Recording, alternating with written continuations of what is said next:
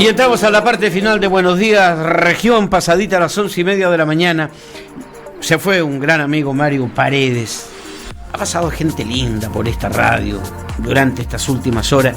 Y voy a concluir la jornada de este 24 de marzo con Víctor Hernández, que es el presidente de la Sociedad de Escritores en la región de Magallanes. Vamos a hablar un poquito de la historia de la literatura, de los escritores de Magallanes. Vamos a hablar un poquito de la historia de la política. Ahí me estaba haciendo recuerdo de boxeo, porque al ver a Mario Paredes, sí, Víctor también me recordaba una época del boxeo. De todo un poco, Víctor, vamos a hablar. Estás en casa, tú eres de esta casa. Bienvenido, gusto de saludarte. Muy buenos días, Víctor Hernández. Para mí un gusto, pues Vladimiro, un gusto, un honor que me hayas invitado y poder compartir este espacio contigo. Así que a tu disposición, dentro de lo que uno pueda, y uno siempre dice humildemente, puede aportar. Víctor, te vi el otro día a la puerta del cementerio, ¿sabes? De manera muy emocionada despedir a Rosita Miranda Figueredo, que fue una escritora que a lo mejor nunca ocupó las primeras páginas de los diarios, no tuvo fotos, no tuvo reportajes en la televisión, pero tuvo una fructífera tarea en la literatura, en los versos de Magallanes, en el grupo de mujeres que en la edad madura comenzaron a ejercitar la literatura y el escribir, el volcar sentimientos a través de la poesía. Eso es cierto lo que tú dices, porque Rosita Miranda Figueredo, ella comenzó a escribir tarde, como dices tú, y además que ella estudió para ser educadora de párvulo, también tarde. Se tituló y después comenzó este proceso de escribir, y lo hacía no solamente con mucho esfuerzo, sino también con ese cariño, con esa impronta que le colocaba a ella a todas las situaciones, y publicó un libro dedicado a la primera infancia, Juego de Palabras, Juego de Niños, que está construido en décimas, porque a ella le fascinaba la poesía, y en particular le gustaba trabajar con niños, más que, si ella era adulto, ¿no es cierto?, pero a ella le gustaba el mundo infantil. Y como lo dije ese día, ella siempre te hablaba en futuro, siendo una persona de 70 y algo, casi 78 años. 78 años tenía Rosita, ¿no es cierto? Ella nunca hablaba del pasado, siempre estaba pensando en los proyectos que venían, en lo que íbamos a construir. Y uno dice, bueno, ese tipo de gente en la que hace falta, ¿no es cierto?, o la que nos va a hacer falta en el día a día. Porque Rosita era la esperanza, era el sueño, era ese anhelo que ella siempre tenía de que las cosas iban a salir bien. Me llamó la atención cuando iniciaste tu intervención ese día en la puerta del cementerio, de decir, con el permiso de sus hijos, quiero decir que Rosita Miranda fue mi verdadera mamá. Sí, eso es verdad. Y nosotros, bueno, esto partió como medio en broma también. Yo siempre le decía, tú tienes 4 hijos y un hijo adoptivo. Entonces, y Rosita decía, Víctor, por favor, ¿no? Y al final ella como que lo sentía como que era cierto, ¿no? Mi mamá falleció hace muchos años, y mi mamá... bióloga verídica, ¿no es cierto?, 22 años del fallecimiento de mi mamá, y claro, yo tuve mucho tiempo, soy además hijo único, entonces eso también marcó un poco una especie de soledad. Yo creo que Rosita también interpretó eso y me veía como un solitario, entonces como siempre estaba ahí ayudando a su grupo literario, compartiendo con ellos, porque es un grupo heterogéneo. Y con Rosita principalmente porque ella era tal vez la más entusiasta, la que siempre estaba, que tú la veías tratando de hacer proyectos, organizando festivales, tratando de sacar esto adelante, que tú sabes que no es nada fácil, es muy difícil, sobre todo cuando se trabaja en grupos grandes donde hay distintos tipos de intereses, de inquietudes también, y Rosita se caracterizaba por eso, ¿no es cierto?, de dar un mensaje siempre positivo y de tirar el barco hacia adelante. Víctor, tú eres hoy el presidente de la Sociedad de Escritores de Magallanes. ¿A qué atribuyes tú el hecho que desde Punta Arenas hayan salido a través de los tiempos tan buenas plumas. Premios nacionales de literatura, premios municipales, en fin, plumas muy destacadas. Y la producción sigue y suma, ¿no? Suma y sigue, sí. Están saliendo siempre nuevos valores, nuevas expresiones de la literatura en sus diversas facetas. Bueno, yo te cuento una premisa. Me acuerdo que yo había publicado 2 libros de cuento en mi época en Santiago y de repente yo dejé de escribir. No escribí más, yo dije nunca más voy a escribir. Hasta que se produjo este retorno a Magallanes y comencé a investigar lo que siempre me apasionó también, que era el tema histórico. Y se me devolvió este deseo de escribir y de publicar. Y de esto llevo ya 12 o 13 años que estoy publicando en forma ininterrumpida. Entonces debe haber algo, ¿no es cierto?, en el paisaje, en la gente, en el territorio, en esto de ser magallánico. Es algo especial. Tú lo notas cuando sales de acá. Cuando vas a otro lugar te das cuenta inmediatamente que ser magallánico tiene, como se dice hoy día, un plus. Mira que Pancho Colovane, claro, es cierto, nació en Kemchi, sí, ¿no? Pero él se consideró también muy magallánico, sí, y fuente de su inspiración, por supuesto, fue el mar, y cuando él dice observaba el mar desde el Cerro de la Cruz, de su casa donde vivió, del Cerro de la Cruz, se inspiró en el mar, Pancho Colovane, y fue premio nacional Menéndez, sí, Enrique Campo Menéndez, Enrique Campo Menéndez, Roque Esteban Escarpa, claro, por supuesto, y así tantos escritores. Mira, me tocó hacer una intervención hará unos años atrás en la Sociedad de Escritores de Chile en Santiago, la SECH. Entonces yo decía, Magallanes es tierra de escritores, pero ¿cuántos escritores han sido acogidos por esta tierra? Que si se hubieran quedado en sus lugares de origen a lo mejor no habrían sido absolutamente nada. Y yo pongo el caso, mira, Marino Muñoz Lago, era de Mulchen. Sí, claro. Donde desarrolló su carrera como escritor fue acá en Magallanes. Aristóteles de España, era de Chiloé, de Castro, sí, claro, pero toda su obra literaria prácticamente está centrada acá en Magallanes. Tú lo dijiste, Colovane, que él descubre el paisaje de Magallanes, descubre la nieve acá, descubre los últimos indígenas, los nativos de Tierra del Fuego, que él los plasma en la literatura, y ahí tenemos el último grumete lavaquedano, su libro de cuentos, sí, Cabo de Horno, y lo da a conocer ¿dónde? En Santiago. Y en Santiago dicen, y en Chile hay nieve. Porque no lo podían entender. O sea, la civilización con la nieve y con los indígenas. ¿Ah? Y la sociedad ballenera. ¿Cazan ballenas en Magallanes? Claro. Hay un lugar en Chile donde ocurren todas esas cosas. Y viento de 130 kilómetros por hora. ¿Eso es posible? Sí, eso ocurre en Magallanes. Y fíjate que yo me he dado cuenta en el último tiempo, enhorabuena, ¿no? Afortunadamente, como que se ha ido al rescate de su obra y de su paso por Magallanes. Pero cuando hablábamos de los premios Nobel de literatura, generalmente se concentraba toda la mirada en Pablo Neruda. Sí.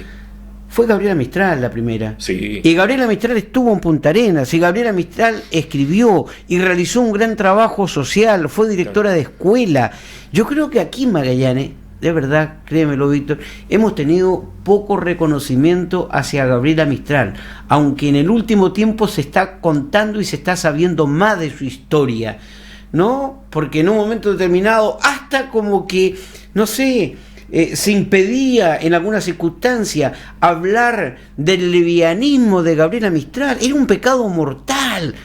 No, hoy la sociedad ha cambiado, tenemos cultura nueva, sí, se muestra en toda su dimensión Gabriela Mistral, que trabajó muy de cerca con el mundo obrero en la época en que estuvo. Así es.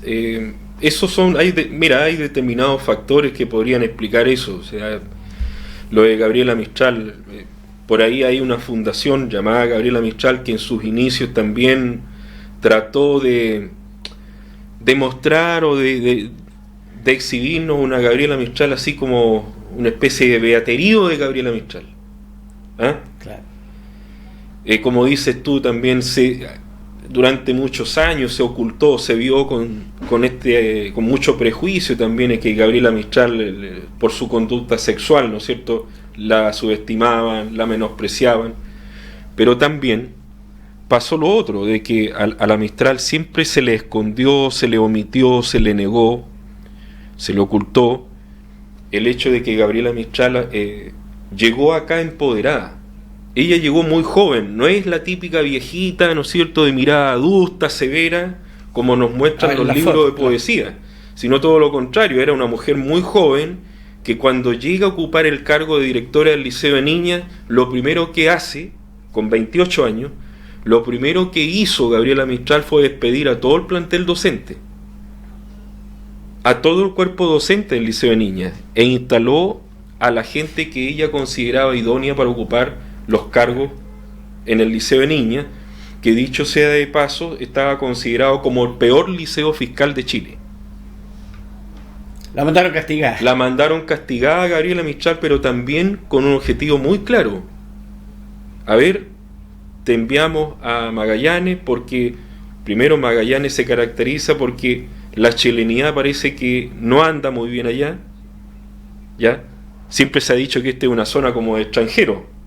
En la época que la Mistral vino para acá, eso todavía estaba muy presente.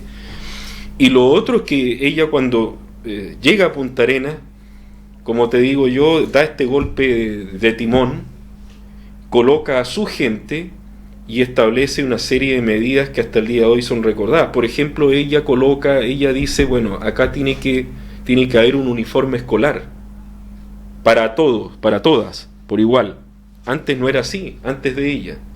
Víctor, tú, conocedor de la historia de Gabriela, me vas a sacar de la duda del empacho. Sí. Mira, porque hay un jardín infantil que en mi época de alcaldicia le puse yo Piececitos de niño, a propósito de los versos de Gabriela, sí, Piececitos de niño, sí. Azulosos de frío, cómo os ven y nos cubren, Dios mío. Sí. ¿Habrá nacido, se habrá inspirado o ya existía Piececitos de niño antes de que Gabriela pasara por Magallanes? Porque digo, los piececitos de niño azulosos de frío, lo veíamos acá, piececitos de niño azulosos de frío, cómo os ven y nos cubren, Dios mío. Era una época también de extrema pobreza, donde seguramente Gabriela vio niñitos con los piececitos azules productos del frío. Así es, ella vio todo eso acá, vio también los últimos indígenas acá, se empapó de todo el conocimiento del mundo proletario, obrero, las grandes huelgas obreras, la poderosa Federación Obrera Local. De hecho, Gabriela Mistral estuvo dando algunos cursos, clases en la Federación Obrera, de la calle Errázuriz arriba, estuvo en la Sociedad de Empleados de Comercio, en su momento PIC, por decirlo así, cuando era un lugar de mucho prestigio, pero también estuvo en la Sociedad de Instrucción Popular, inaugurando cursos de obreros para una especie de escuela nocturna que tenía la Sociedad de Instrucción Popular, donde ella era la única mujer que le daba cursos a hombres en ese entonces, en ese tiempo, y a trabajadores, ¿ya? Gabriela Mistral salía del Liceo de Niñas, terminaba su labor como directora y se iba a dar clases al mundo obrero. Eso sacó roncha indudablemente en su momento, porque la gente más conservadora, la gente más encopetada veía también con cierta displicencia, con cierto menosprecio a Gabriela Mistral, pero también ella recibió el apoyo de aquí, de gente importante, particularmente de algunos hombres poderosos de acá de la zona. Juan Bautista Contardi, al cual ella misma le dedica su primer libro, el famoso libro Desolación, escrito entre Punta Arenas y Tres Pasos, allá en Natales, ¿no es cierto? Y por supuesto su labor como maestra también, podríamos decir que acá en Magallanes despunta definitivamente, porque ella no había tenido éxito en Santiago.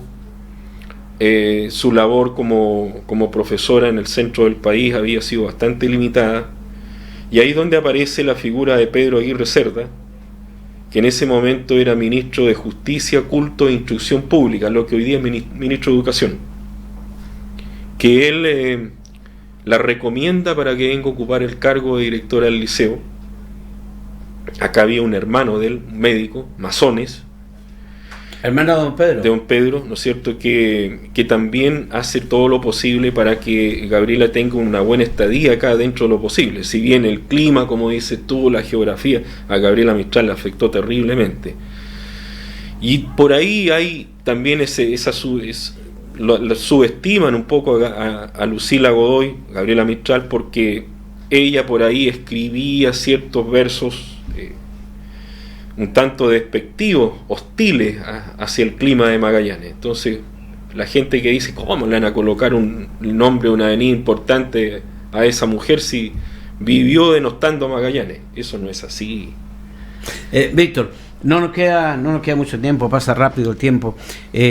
Eugenio Mímisa Barassi, se le editó uno de sus libros más importantes durante estos últimos días, con el apoyo de la sociedad, de la universidad, en fin, sabemos que está con la salud muy quebrantada y bueno, la tecnología nos permite llegar a cualquier lugar, y si nos está escuchando Eugenio, si que logra escucharnos Eugenio, todo nuestro cariño, todo nuestro afecto, todo nuestro reconocimiento, porque a través de los tiempos, mientras vivió en Punta Arenas, hoy reside en Santiago, fue también un gran aporte al desarrollo literario, siempre muy inquieto, y le queremos hacer llegar todo el cariño, una expresión también de gratitud por esa contribución a las letras magallánicas. Mira, se reeditó la novela Un adiós al descontento, publicada por vez primera en 1991, a fines de diciembre de 1991. Una novela que, a mi juicio, hay un punto de inflexión dentro de la narrativa magallánica con la publicación de esa novela, que, como dice un amigo mío, amigo nuestro, Marino Muñoz Agüero, que es cronista del diario del Dominical en Magallanes, es una obra política. Muñoz Agüero plantea eso. Yo creo que es una obra de anticipación, porque cuando tú lees la trama de Un adiós al descontento, te das cuenta de que Eugenio Mímisa se anticipa, por ejemplo, cuando habla de una asamblea constituyente. Lo escribe en 1991. Se anticipa a un escudo, se anticipa a una bandera de Magallanes, se anticipa a un himno de Magallanes. Mira. ¿Ya? Y él lo plantea en 1991, la necesidad de crear un nuevo país. Y ese país, ¿no es cierto?, obviamente es la Patagonia, con una capital meridionía del sur.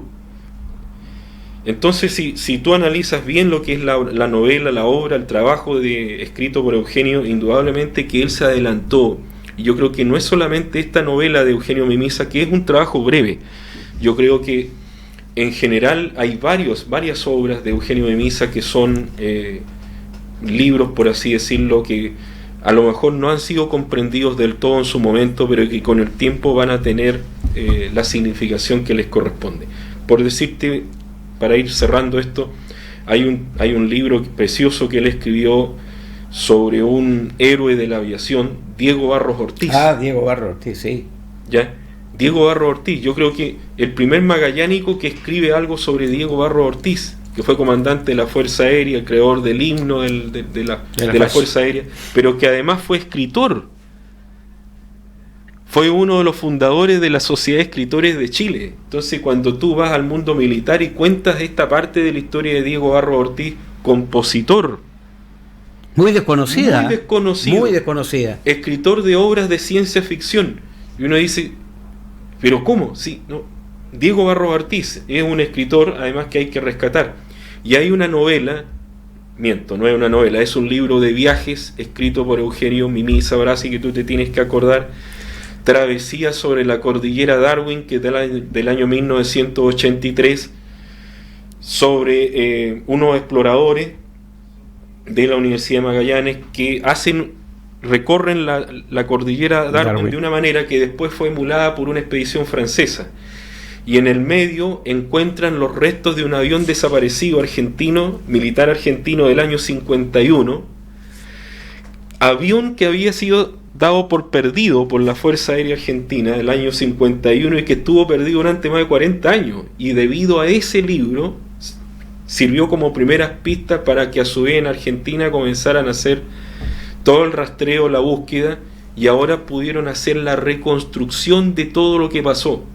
Entonces imagínate todo lo que significa este trabajo de Eugenio Memisa Barassi, que como tú bien lo señalas, bueno, él está viviendo una situación particularmente muy dura, muy difícil de salud, y entre todos nosotros lo que tenemos que hacer es que esta obra de Eugenio permanezca en el tiempo y se difunda, ¿no? Se difunda y pueda ser comprendida por las generaciones venideras.